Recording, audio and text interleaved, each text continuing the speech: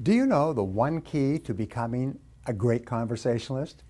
The key is to pause before replying. A short pause of 3 to 5 seconds after a person stops talking is a very classy thing to do in a conversation. When you pause, you accomplish 3 goals simultaneously. First, you avoid running the risk of interrupting if the other person is just catching his or her breath before continuing. The second benefit is that you show the other person that you are giving careful consideration to his or her words by not jumping in with your own comments at the earliest opportunity.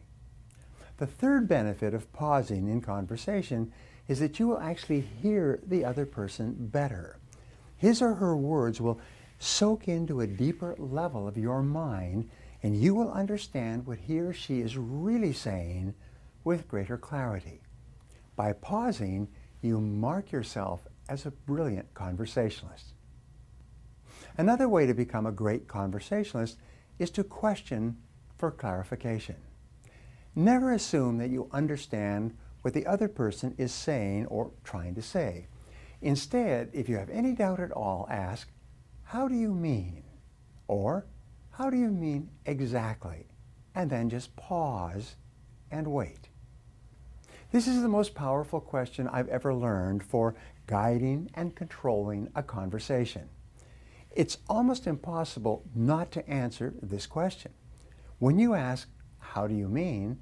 the other person cannot stop himself or herself from answering more extensively.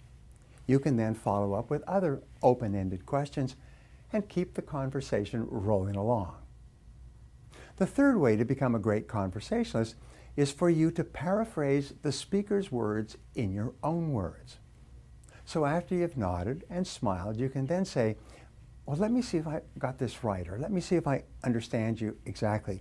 What you're saying is this," and then you repeat it back in your own words. By paraphrasing the speaker's words, you demonstrate in no uncertain terms that you are genuinely paying attention and making every effort to understand his or her thoughts or feelings. And the wonderful thing is, when you practice effective listening, other people will begin to find you fascinating. They will want to be around you. They will feel relaxed and happy in your presence because when you listen to other people, you make them feel important. The reason why listening is such a powerful tool in developing the art and skill of conversation is because listening builds trust. The more you listen to another person, the more he or she trusts you and believes in you. Listening also builds self-esteem.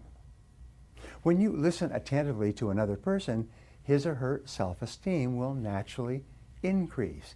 He or she will feel better about themselves. He or she will feel more valuable and more respected.